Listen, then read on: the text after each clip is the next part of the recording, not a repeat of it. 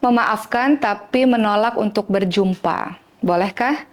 Teman-teman semua, tentu saja tidak mudah ketika ada orang yang menyakiti kita, yang melukai kita, dan kemudian kita minta kepada Allah untuk bisa memaafkan, kita maafkan, tapi tidak mudah untuk terus memandang wajahnya. Karena kalau kita memandang wajahnya, kita akan teringat terus apa yang pernah orang ini lakukan pada kita. Jadi kita memilih untuk menjauh daripadanya. Bolehkah?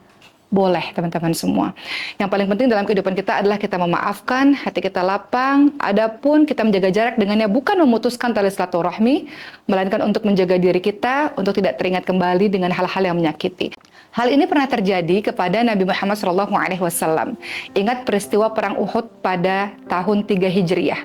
Pada saat itu Rasulullah SAW melakukan perang Uhud bersama dengan salah satunya paman beliau, yaitu Hamzah bin Abdul Muthalib radhiyallahu anhu, yang juga dikenali sebagai singanya Allah Subhanahu wa taala. Dan ada seorang wanita yang bernama Hindun. Beliau adalah istri dari seorang pembesar kafir Quraisy yang bernama Abu Sufyan. Hindun meminta kepada salah seorang budak yang bernama Wahsy, kalau engkau bisa membunuh Nabi Muhammad SAW atau Sayyidina Ali bin Abi Thalib radhiyallahu anhu atau Hamzah bin Abdul Muthalib radhiyallahu anhu, maka engkau akan aku bebaskan. Engkau tidak lagi menjadi seorang budak, engkau akan merdeka. Maka tentu saja Wahsy, seorang budak ini mengambil kesempatan yang luar biasa itu karena Wahsy ingin sekali menjadi orang yang merdeka, tidak ingin lagi menjadi seorang budak. Maka pada saat perang Uhud berlangsung, sahabat-sahabat sekalian, Wahsy fokus untuk bisa membunuh salah satu dari ketiga orang ini. Salah satunya adalah Hamzah bin Abdul Muthalib.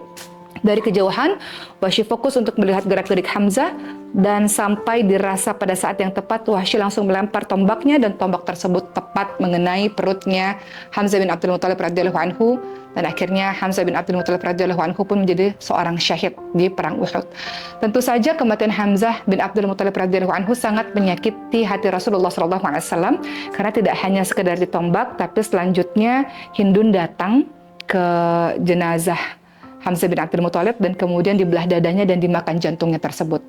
Ketika melihat paman beliau, paman Nabi Muhammad SAW dalam keadaan wafat yang seperti itu, tentu rasa sedih yang luar biasa dirasakan oleh Rasulullah SAW.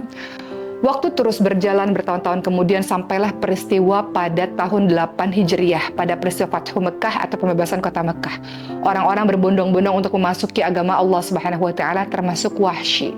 Pada saat itu Wahsy berdiri di hadapan Rasulullah SAW dan Rasul mengenali Wahsy.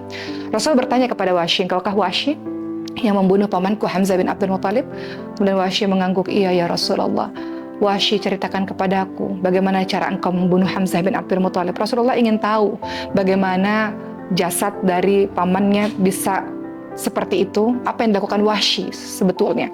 Wahsy pun menceritakan, dan tentu saja itu menghadirkan luka kembali di hati Rasulullah SAW. Rasul memaafkan Wahsy karena Islam mengajarkan kita untuk memaafkan orang-orang yang telah melukai hati kita. Rasul tentu saja sangat bahagia ketika Wahsy memasuki agama Allah Subhanahu wa taala.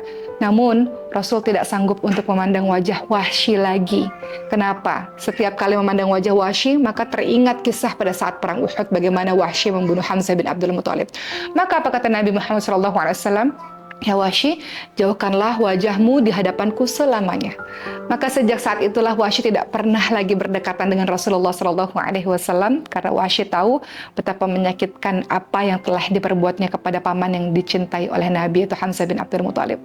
Sampai akhirnya Rasulullah SAW wafat, pemerintahan diganti kepemimpinannya oleh Sayyidina Abu Bakar radhiyallahu anhu, dan apa yang dilakukan oleh Wahsy? Wahsy menembus semua kesalahan di masa lalu pada saat perang Yamamah. Pada saat itu, di masa pemerintahannya Sayyidina Abu Bakar As-Siddiq radhiyallahu anhu, Wahsy pun membunuh salah seorang nabi palsu yang bernama Musailamah Al-Kadzab, seseorang yang mengaku dirinya adalah nabi. Maka begitulah cara Wahsy menebus kesalahannya di masa lalu. Dari kisah ini kita bisa belajar, teman-teman semua. Rasul memaafkan Wahsy. Rasul sangat bahagia ketika Wahsy memilih jalan untuk menuju kepada Tuhannya, menuju kepada Allah Subhanahu wa taala. Masalah menjaga jarak bukan berarti adalah masalah tidak memaafkan. Itu jauh berbeda. Masalah jaga jarak ini untuk lebih melindungi hati kita, psikologis kita, untuk kita merasa baik-baik saja. Khawatir kalau terus bertemu, maka timbul rasa sakit dan itu akan mengakibatkan hal yang buruk dalam pertemanan. Jadi untuk teman-teman semua, minta sama Allah SWT supaya kita bisa memaafkan orang-orang yang telah melukai hati kita. Adapun kalau kita memang belum mampu untuk memandang wajahnya, nggak apa-apa. Mudah-mudahan dengan cara seperti itu hati kita menjadi lebih bersih dan kita jadi ada waktu untuk bisa fokus dalam kehidupan kita sambil tidak ada dendam di hati kita, insya Allah. Semangat untuk terus memaafkan orang-orang lain ya.